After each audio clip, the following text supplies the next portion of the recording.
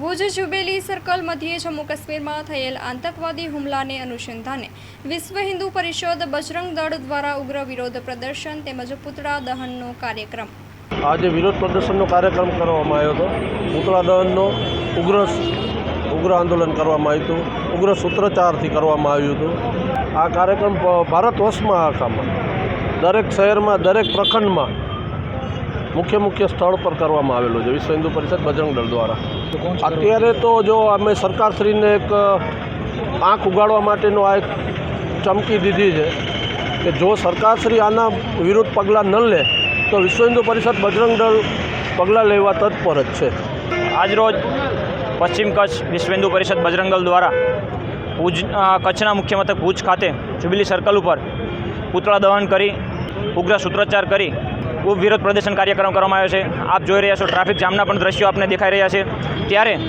આ તો ખાલી બજરંગ દળ દ્વારા વિરોધ પ્રદર્શનનો કાર્યક્રમ કરવામાં આવ્યો છે। જે કાશ્મીરમાં જે ઘટના ઘટી છે, જે ધર્મ પૂછીને આપણા હિન્દુ ભાઈઓના જે હત્યા કરવામાં આવી છે, નિર્મમ હત્યા કરવામાં આવી છે, 28 નિર્મમ હિન્દુ ભાઈઓની હત્યા થઈ છે। એમાંથી 3 ભાઈઓ તો આપણા ગુજરાતના જ છે અને એક ભાઈની હાલત હજી સિરિયસ છે, જે ભાવનગરના છે।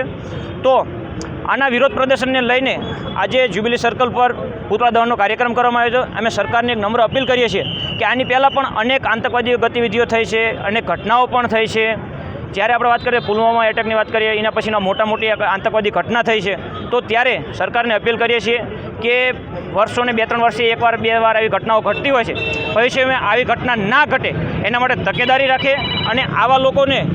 કડકમાં કડક કાર્યવાહી કરવામાં આવે, કે એન્કાઉન્ટર જ કરવામાં આવે એવી અમારી માંગ છે। અને નહીં કરે તો બજરંગ દળને કદાચ જમ્મુ કાશ્મીર માટે કૂચ કરવી પડશે તો પણ બજરંગ દળ આ સમગ્ર ભારતમાંથી બજરંગ દળ તત્પર છે। હંમેશા જ્યારે રાષ્ટ્ર વિરોધી પ્રવૃત્તિ થઈ હોય, દેશ વિરોધી પ્રવૃત્તિ થઈ હોય તો બજરંગ દળ હંમેશા મેદાનમાં ઉતરું જ છે। કોઈ પણ સેવાકીય પ્રવૃત્તિ હોય ત્યારે પણ હંમેશા બજરંગ દળ ખડે પગે રહ્યું છે અને હંમેશા બજરંગ દળ ખડે પગે રહેશે। તેથી સરકારની 2 હાથ જોડીને નમ્ર અપીલ કરીએ છીએ કે આવા આતંકવાદીઓ વિરોધી કડકમાં એન્કાઉન્ટર કરી અને એક દાખલો બેસાડે કે ભવિષ્યમાં આવી કોઈ ઘટના ઘટિત થાય નહીં। આગામી સમયમાં અત્યારે અમે સરકારને અપીલ કરીએ છીએ કે આખા ભારતભરમાં આજના જ દિવસે વિશ્વ હિન્દુ પરિષદ બજરંગ દળ દ્વારા દરેક શહેરમાં, દરેક મુખ્ય મથકમાં, દરેક પ્રખંડ લેવલ સુધી આવા કાર્યક્રમ કરવામાં આવે છે અને સરકારની આંખ ઉગાડવા માંગીએ છીએ કે તમે કાર્યવાહી કરો, નકર વિશ્વ હિન્દુ પરિષદ હિન્દુ સમાજ ઉપર જ્યારે તકલીફ પડશે તો હિન્દુ સમાજ ઉપર જ્યારે તકલીફ પડે ત્યારે વિશ્વ હિન્દુ પરિષદ બજરંગ દળ મેદાનમાં ઉતરવા હંમેશા તૈયાર રહ્યું છે અને જમ્મુ કાશ્મીરમાં જઈને કદાચ સરહદની રક્ષા કરવી પડશે તો પણ બજરંગ દળ કરવા માટે તત્પર રહ્યું છે અને રહેશે પણ। દુઃખદ ઘટના કહેવાય જે આ પ્રવાસન માટે આપણે એક વિચાર કરીએ છીએ કે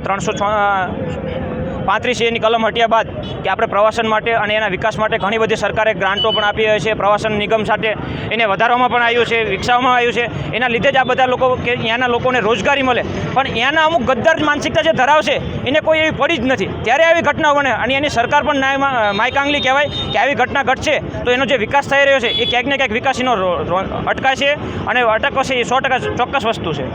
આ એક જ સરકારની નાકામિયાબ કહેવાય કે જ્યારે કોઈ ધાર્મિક પ્રવૃત્તિ ચાલતી હોય અને આવા બનાવની વચ્ચે અટકાવવામાં આવે છે તો આ સરકારની